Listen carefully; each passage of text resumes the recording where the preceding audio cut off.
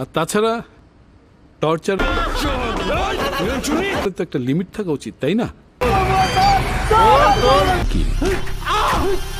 Hello বন্ধুরা, আজকে ভিডিওতে আমি আলোচনা করতে যাচ্ছি বাংলাদেশে সম্প্রতি ওটিটিতে রিলিজ হওয়া নীলচক্র মুভি নিয়ে।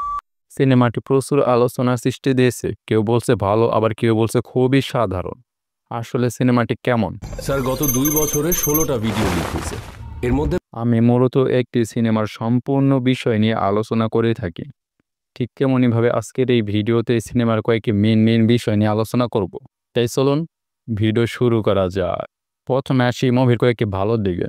চুপ কর বাবা, আর ভিডিও করবি না, বন্ধ কর। আমরা কাছে দেখি কি নীলচক্রের সবথেকে ভালো দিক হলো এর theme. Cyber crime, blackmailing, social মিডিয়ার ভুল ব্যবহার, এগুলো এখন খুবই বাস্তব সমস্যা। সিনেমাটিতে অন্তত দেখানোর চেষ্টা করা হয়েছে যে তরুণীরা কিভাবে এই ফাঁদে পড়ে আর কিভাবে বিষয়গুলো পরিবারকে নষ্ট করে দিতে পারে। বাংলাদেশি সিনেমা এই ধরনের বিষয় খুব কমই দেখা যায়। সিনেমা বাবা মেয়ের সম্পর্কে কিছু কনভারসেশন ইমোশনাল বেশ ভালোভাবে ফুটে উঠেছে, যেখানে গল্প দুর্বল হলেও কিছু দৃশ্য মন ছুঁয়ে যায়।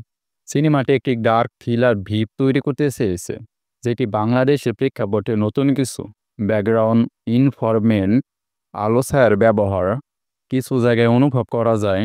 থ্রিল তৈরি করার চেষ্টা ছিল। এই সিনেমাটি দেখে বিনোদনের পাশাপাশি একটি সতর্কবার্তা হিসেবে কাজ করবে। অনেক দর্শক এই সিনেমাটি দেখে হয়তো বুঝতে পারবে অনলাইনে কাকে বিশ্বাস করবেন বা কিভাবে সহজে প্রতারণায় জড়ানো যায়। এবার আসি কিছু খারাপ দিকে। পুলিশে তো কত কিছুই খোঁজে, সব কি পায়? সিনেমাটির সবথেকে বড় সমস্যা হচ্ছে গল্পে। সিনেমাটি কোথায় যাচ্ছে, কোন চরিত্র কেন গুরুত্বপূর্ণ, অনেক ক্ষেত্রে সেটা বোঝা যায় না। প্লট লাইন অগোছালো, একাধিক সাবপ্লট শুরু হলেও সেগুলোর অনেকগুলোরই ঠিকমতো শেষ হয় না।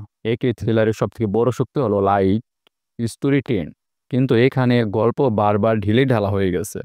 এবার একটু ক্যামেরা এবং এডিটিংয়ের দিকে নজর দেওয়া যাক। ঠিক আছে। ক্যামেরার কাজ গল্পের অগোছালো ভাবকে আরও বাড়িয়ে দিয়েছে। কিছু শট অপ্রয়োজনীয়ভাবে কাজ থেকে নেওয়া অদ্ভুত অ্যাঙ্গেলে, বারবার শেকিং ফুটেজ, অনেক দৃশ্যে অন্ধকার, কি ঘটেছে বোঝাই যায় না। মূলত থ্রিলার সিনেমায় ক্যামেরার ভিজুয়াল টেনশন তৈরি করে, বাট নীলচক্রে সেইটা বরং ভিউয়ারকে বিভ্রান্ত করে। সিনেমার এডিটিংও ছিল বড় দুর্বলতা। দৃশ্যের পরিবর্তন আকস্মিক, পেসিং ধীর, আবার কোথাও অযথা তাড়াহুড়া, ইমোশনাল সিন কেটে ছোট করা, ব্যাকগ্রাউন্ড মিউজিক অনেক সময় অফবিট। এক সময় মনে হয় এডিটিংয়ের কারণে গল্পের ফ্লো ভেঙেছে। সিনেমাটিতে কিছু টেকনিক্যাল ভুলও আছে। সিনেমাটি যেহেতু সাইবার ক্রাইম নিয়ে, তাই টেক্সাইড ও অথেন্টিসিটি খুব দরকার ছিল, কিন্তু এখানে হ্যাকিং দেখানো হয়েছে খুবই সিম্পল স্টাইলে। স্যার, গত 2 বছরে 16 কিবোর্ড চাপলে হ্যাক হয়ে যায়, অপ্রয়োজনীয় কোড স্ক্রিন, সফটওয়্যার যেগুলো বাস্তবে নেই, এগুলো সিনেমার ক্লিয়ারিটি কমিয়েছে। অভিনেতারা তাদের দিক থেকে সর্বোচ্চটা দিয়ে চেষ্টা করেছে, কিন্তু স্ক্রিন প্লে দুর্বল হওয়ায় অনেক জায়গায় ফিকে লাগে। ইমোশনাল স্টোর সিনগুলোতে ডিপ অনেক কম, আর কিছু সাপোর্টিং চরিত্র একেবারে হয়নি ঠিকভাবে। সব মিলে নীলচক্র হলো এমন একটি সিনেমা যেটির ইচ্ছে ভালো, তবে এক্সপ্রেশন দুর্বল। সামাজিক বার্তা, বাবা মেয়ের সম্পর্ক, এই দিকগুলো অনেক ভালো হলেও গল্প, ক্যামেরা, এডিটিং, টেকনিক্যাল বিভাগ সব দুর্বলতা সুস্পষ্ট। যদি সামাজিক বিষয় নিয়ে সিনেমা দেখতে চান তাহলে এই নীলচক্র একবার দেখতে পারেন, তবে থ্রিলার হিসেবে স্ট্রং কিছু খুঁজলে এই নীলচক্র আপনাকে হতাশ করতে পারে। সো এই ছিল আজকের ভিডিও। আপনারা কি সিনেমা দেখেছেন?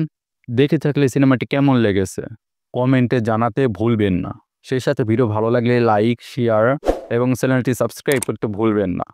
ধন্যবাদ। পরে ভিডিওটা আবার দেখা হবে। টাটা।